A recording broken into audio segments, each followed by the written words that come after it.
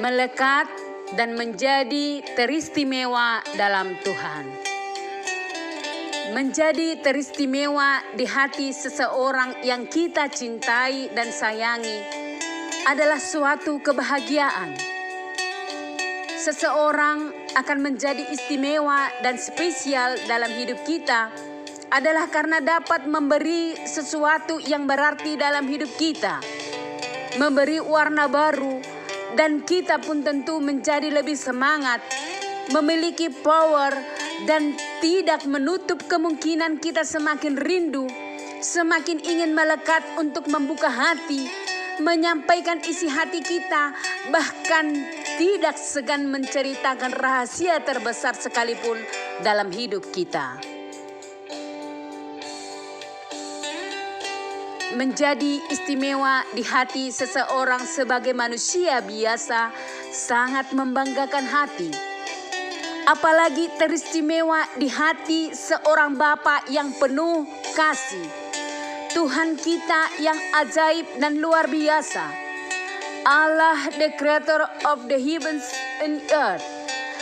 Raja di atas segala raja, akan menjadikan hari-hari kita penuh dengan terheran-heran atas kasih, penyertaan, dan karyanya yang sangat luar biasa, menakjubkan dan spektakuler di sepanjang kehidupan kita. Kepada orang-orang percaya dan beriman pada Tuhan yang sangat dikasihi dan istimewa di hati Tuhan akan mendapat perlakuan khusus, layanan prioritas, menyertai segala aspek kehidupannya, memberitahukan rahasia kerajaan surga. Mari belajar kisah Yesus dengan murid-muridnya. Para murid dengan keheranan bertanya kepada Tuhan Yesus, mengapa ia berkata-kata kepada orang lain dengan menggunakan perumpamaan? Matius 13 ayat 11. Jawab Yesus, kepadamu diberi karunia untuk mengetahui rahasia kerajaan surga, tetapi kepada mereka tidak. Murid-muridnya adalah istimewa bagi Yesus, karena mereka adalah murid yang mau mendengar dan melaksanakan sabda Tuhan. Memang tidak dapat dipungkiri bahwa dalam keterbatasan dan keinginan daging, sering juga gagal mengiring jalan Tuhan. Namun Tuhan yang penuh kasih dan pengampunan selalu mengetok pintu hati untuk masuk, membereskan dan memulihkan semua yang tidak berkenan padanya. Kita umat Tuhan adalah orang yang spesial, teristimewa, dan berharga di mata Tuhan.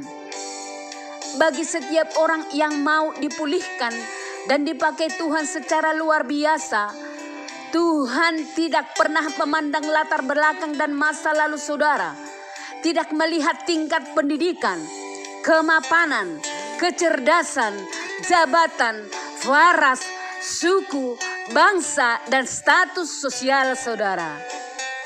Tetapi semata-mata dengan anugerah akan diberikan kepada setiap orang yang percaya dan beriman padanya. Keluaran 33 ayat 19b.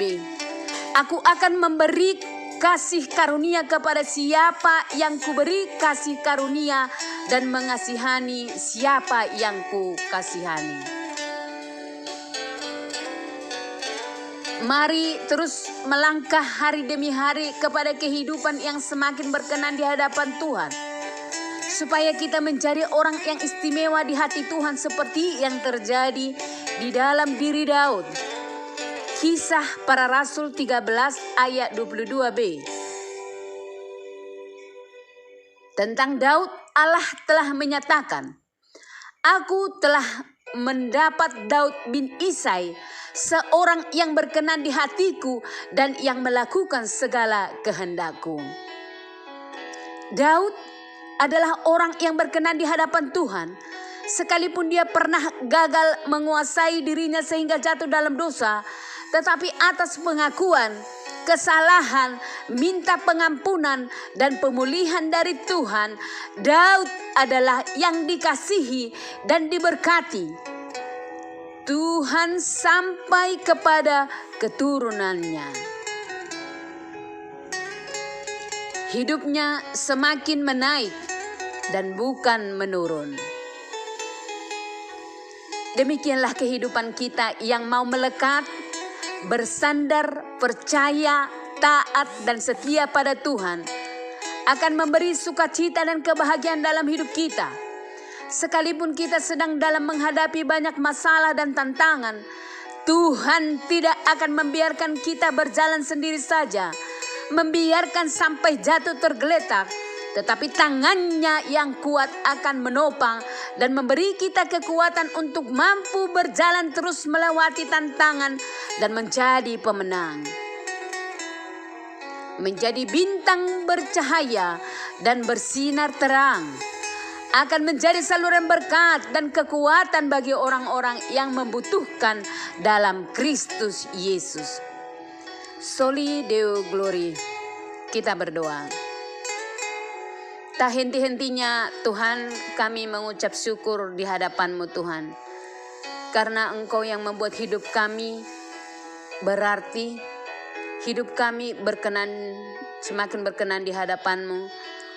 Engkau memelihara kami seperti biji mata-Mu Tuhan. Membentuk kami untuk kami semakin indah dan menjadi milik kesayangan-Mu.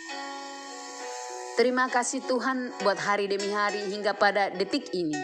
Kami boleh ada di hadapan-Mu Tuhan untuk boleh mengucap syukur. Kami masih mempunyai kesempatan untuk menikmati kemurahan-Mu. Kami ada pada saat ini bukan karena kehebatan, kepintaran kami, kebolehan kami Tuhan, tapi semata-mata karena kasih dan anugerah yang Kau berikan kepada kami Tuhan. Terima kasih Bapa. Biarlah karya-Mu terus berotoritas dalam kehidupan kami. Karya-Mu terus membentuk kami Tuhan untuk semakin menaik bukan menurun.